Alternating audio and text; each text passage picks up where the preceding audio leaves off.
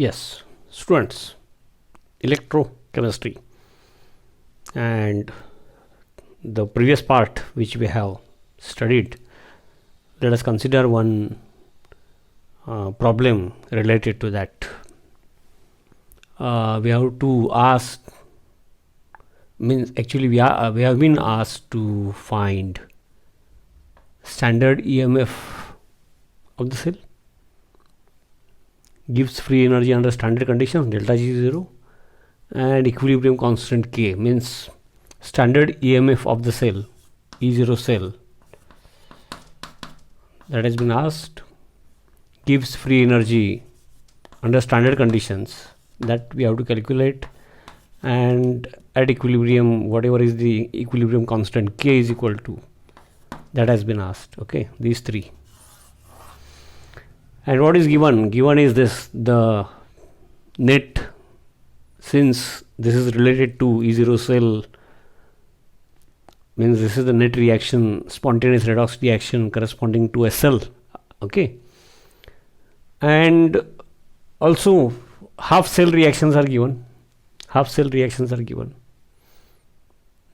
आता बघा की ही रिॲक्शन दिलेली आहे, ही जरा सोपी रिॲक्शन आहे पण हटकी आहे, जरा वेगळी आहे.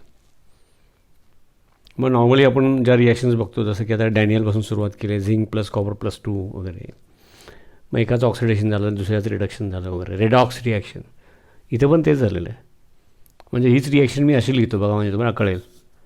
मग म्हणजे फ्युचरमध्ये तुम्ही तसा विचार करायचं, तशी विचार करायची सवय लागेल. तसं प्रत्यक्ष तेच आहे, पण इथं 2 कोएफिशियंट आहे, याचा अर्थच काय. आणि इथं बघा ना की इकडं +1 वाले एक कॉपर आहेत, म्हणजे ते क्युपरस OUS, क्युपरस समजलं का, +1 वाला कॉपर म्हणजे तो क्युपरस. आणि नेहमी जो चर्चेत असतो, आपण कॉपर सल्फेट म्हणतो, तो म्हणजे cupric sulphate, cupric ion, higher oxidation state IC, आणि त्या अमंग द 2 लोअर असेल तो OUS, जसं फेरस फेरिक, हायर आहे त्यातला +3 वाला फेरिक. ओके, फेरस +2, तसं +2 +1, तर असे नका. तर इथं बघा, मग इकडं जर +1 वाले क्युपरस आहेत आणि इकडं एक +2 म्हणजे क्युप्रिक आणि एक कॉपर, याचा अर्थ this is the reaction between cuprous plus cuprous, कळलं का. 2 म्हणजे त्याचा अर्थ हा आहे, आणि यातला 1 क्युपरस अंडरगोज ऑक्सिडेशन म्हणजे cupric, and another undergoes reduction, म्हणजे +1 वाल्याने एक इलेक्ट्रॉन दिला तर +2 होणार, आणि +1 वाल्याने घेतला तर 0 वाला होणार एलिमेंटल.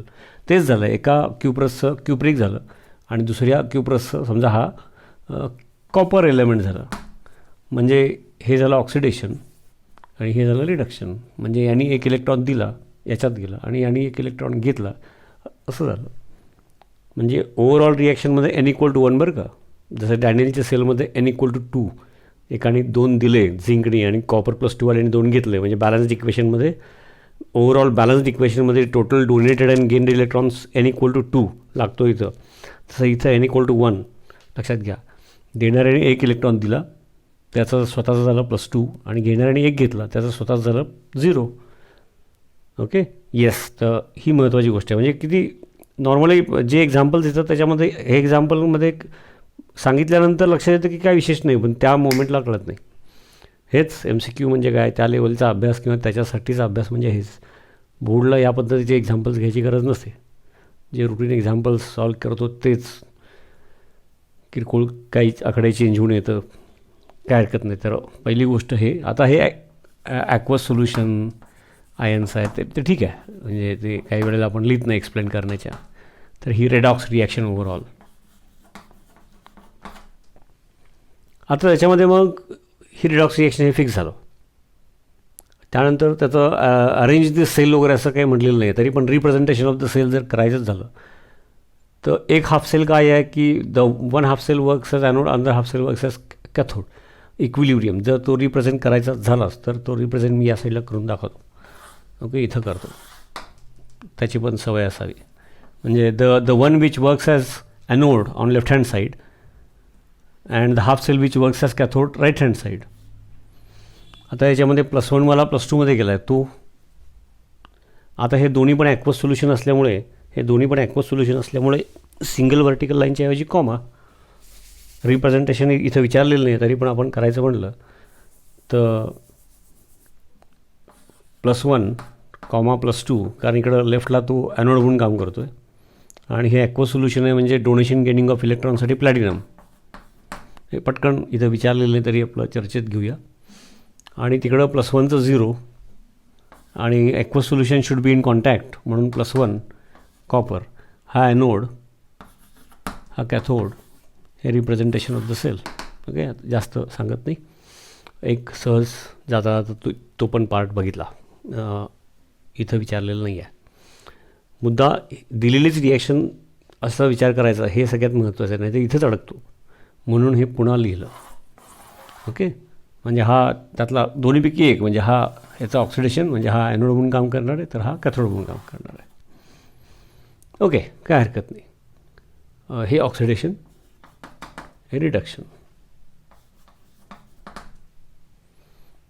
आता हाफ सेलचे स्टँडर्ड कंडिशनमध्ये दिलेले आहेत बरं का.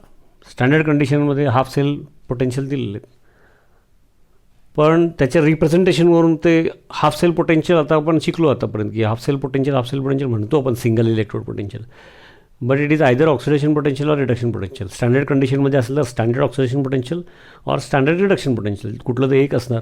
साईन बदललं की दुसरं मिळतं. तर इथं लिहिण्याच्या सिक्वेन्समध्ये पहिला काय लिहिलं आहे, +1वाला कॉपर, आणि मग काय लिहिलं आहे, कॉपर. मग +1वाल्याचा कॉपर व्हायचं असेल तर this one has to accept electrons. म्हणजे हा जो सिक्वेन्स आहे त्याच्यावरून हे रिडक्शन पोटेन्शियल आहे. आणि स्टँडर्ड कंडिशनमध्ये आहे, म्हणजेच हे SRP आहे. SRP इकडे लिहितो. आता जे बुकमधून हे एक्झाम्पल घेतलं त्याच्यामध्ये असं लिहिलं आहे आणि इकडं प्लस लिहिलं होतं. मग ते चूक आहे. कारण का, +1वाला कॉपर पहिला लिहिला आहे आणि कॉमा देऊन +2 लिहिला आहे. आता हे दोन्ही ॲक्वस असल्यामुळं सिंगल व्हर्टिकल लाईनच्या ऐवजी कॉमा दिलेला आहे. ओके, ते बरोबर आहे. मग हे ऑक्सिडेशनचं सिक्वेन्स आहे. इथं हाफ सेलला सिक्वेन्स महत्त्वाचा आहे. त्याच्यावरून ओळखायचं असतं की ते half cell potential whether it is oxidation potential और रिडक्शन पोटेन्शियल. आणि मग व्हॅल्यूज पुढं भरताना मात्र SRP प्रमाणे भरलेले आहेत आणि करेक्ट आन्सर आलेला आहे. नाहीतर E0 सेल निगेटिव्ह येणार, चुकणार असते. आपल्याला चुकलेलं कळतं केल्यानंतर. तर तो रिडक्शन पोटेन्शियलच दिलेला आहे. तर रिडक्शन पोटेन्शियल दिलं असेल तर +1 कॉपर आणि +2 कॉपर याच्यामध्ये जर तो रिडक्शन पोटेन्शियल दिला असेल तर हे पहिला लिहायला पाहिजे.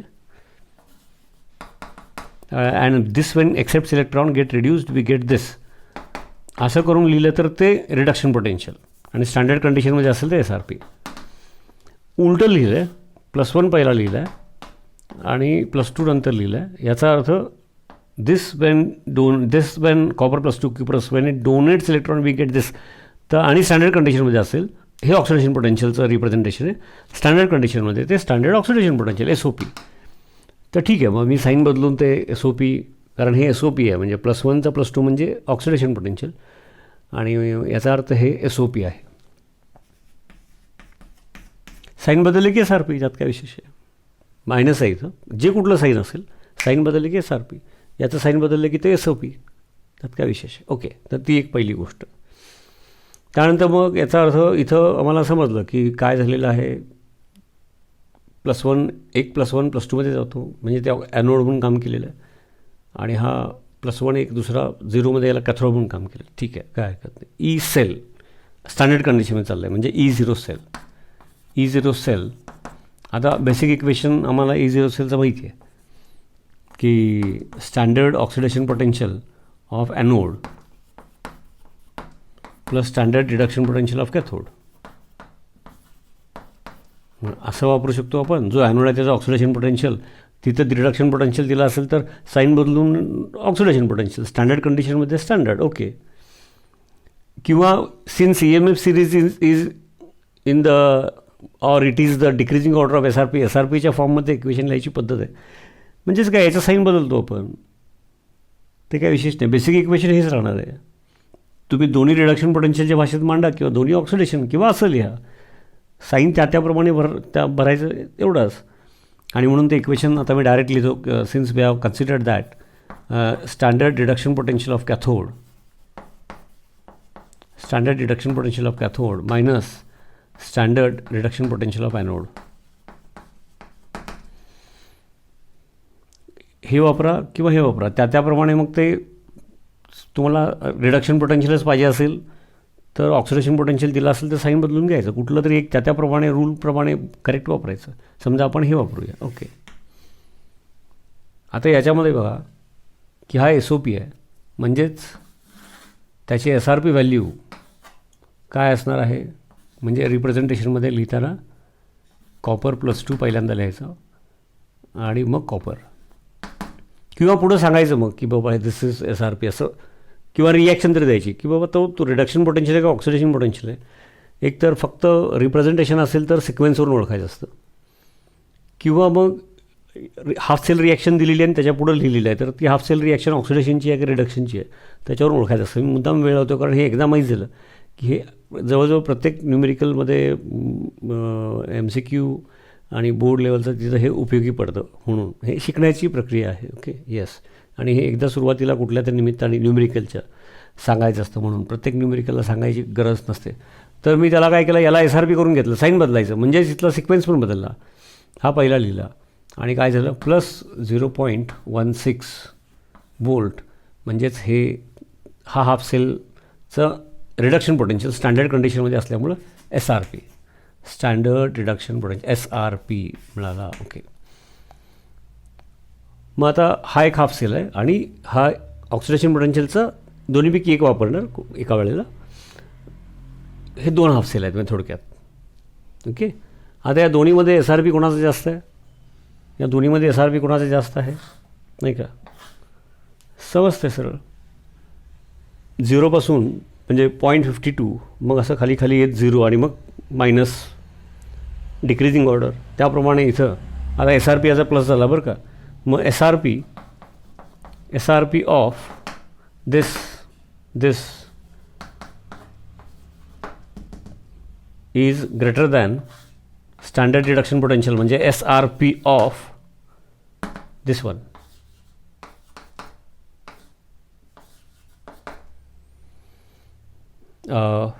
+1चा +2 आणि इथं +2चा +1. Okay, yes, +2चा +1. मग SRP याचा जास्त आहे नाही का, 0.52 वोल्ट याच्यापेक्षा. याचा अर्थ हा ॲनोड म्हणून काम करणार, हा कॅथोड म्हणून काम करणार, हे फिक्स झालं. हा कॅथोड म्हणून काम करणार, याचा अर्थ ह्या दोघांची ही 2 हाफ सेल जेव्हा जॉईन होणार तेव्हा हा कॅथोड म्हणून काम करणार, हा कॅथोड म्हणून काम करणार, हा ॲनोड म्हणून काम करणार. आणि मग रिप्रेझेंटेशनमध्ये the one which works as anode should be represented on left hand side, आणि हा कॅथोड म्हणून काम करणार. Copper cuprous in contact with copper सॉलिडवाला आणि cuprous in contact with cupric, समजलं ना. हे असं झालं. आणि मग E cell is equal to E0 cell standard कंडिशनमध्ये.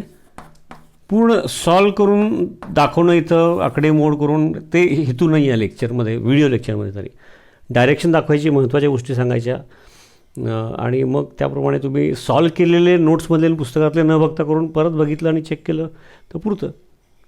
आणि मग विचारायचं सेपरेट व्हॉट्सॲप कॉल करून वगैरे लिहून सांगितलं. Okay, E0 cell is equal to standard reduction potential of cathode minus standard reduction potential of anode. तर आम्हाला समजलं की हा कॅथोड म्हणून काम करणार आहे हा, आणि हा ॲनोड म्हणून काम करणार आहे. ओके, हे लक्षात आलं.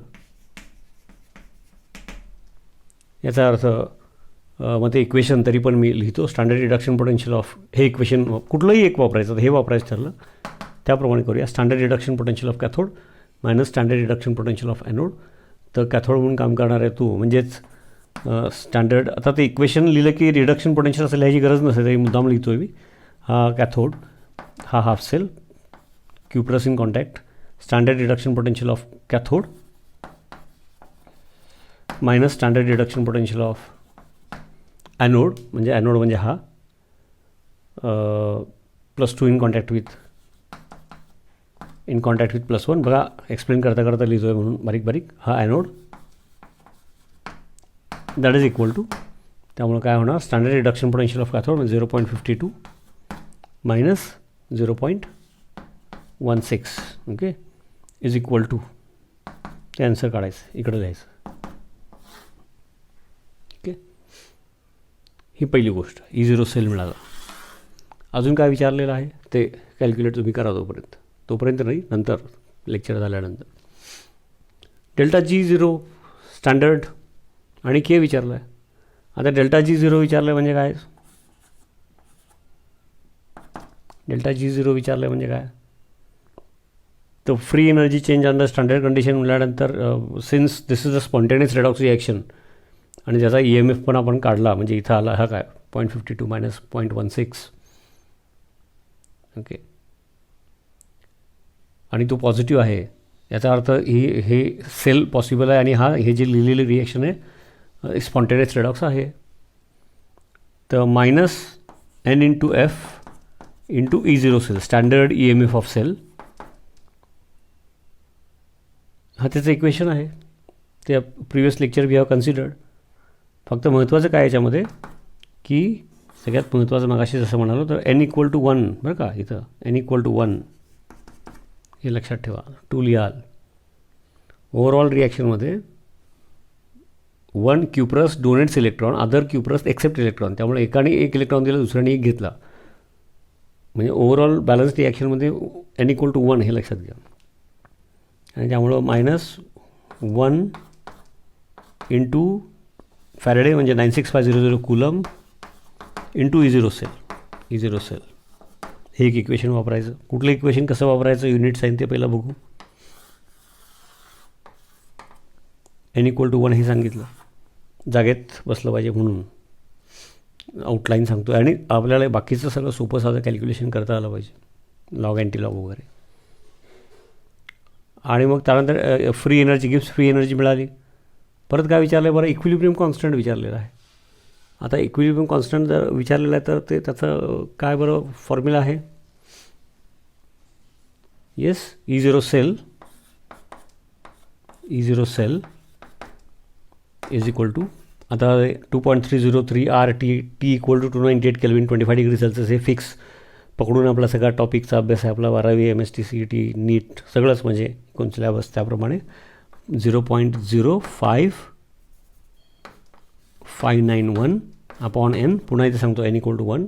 आता तिथं गोंधळ ते चुकू शकतात म्हणून, कारण तो N=1 हे परत सोपं असलं तरी तशा टाईपचा विचार करायची सवय म्हणजे पहिल्यांदाच आलेलं असल्यामुळं कॅल्क्युलेशनमध्ये काही सांगायला लागत नाही. चुकलं तरी तुम्हालाच कळतं. Okay 0.0591 into N into log to the base ten of K. मग आता इथं N=1 भरा, E0 सेल भरा आणि log to the base ten of K काढायचं पहिल्यांदा आणि नंतर के काढायचं. मग taking anti log on both sides.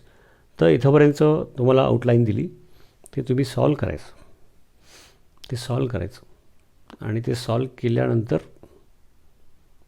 Values आपण ते मग व्हॉट्सअपच्या ग्रुपवरती त्याचा ॲन्सर्स टाकून देतो. इफ यू डिमांड चेक करायचं, त्यात काही फार विशेष नाही आहे. मुद्दा काय याच्यामध्ये, हे इक्वेशन सोपं असलं तरी या फॉर्ममध्ये बघायची सवय नसते विद्यार्थ्यांना. बोर्डला फारच प्लेन असतात डेनियल वगैरे, ते लक्षात आलं पाहिजे. त्याच्यावरून त्या फॉर्म्युल्यामध्ये जो N लागतो मग तो गिव्स फ्री एनर्जी स्टँडर्ड कंडिशनमधला असू दे किंवा E0 सेल आणि के यांच्या रिलेशनचा असू दे, तो इथं 1 आहे. हे त्यातलं नवीन महत्त्वाचं वेगळं. बाकी फक्त इक्वेशन ठरलेलं आहेत, सॉल्व करायचं. स्टँडर्ड कंडिशनमध्ये असेल तर स्टँडर्ड कंडिशनमधला E सेल नाही का. आणि हे तर आपण जे डिराईव्ह केलं त्याच्यामध्ये स्टँडर्ड EMF ऑफ सेल भरल्यानंतरच तुम्हाला के मिळतो, इक्विलिब्रियम कॉन्स्टंट.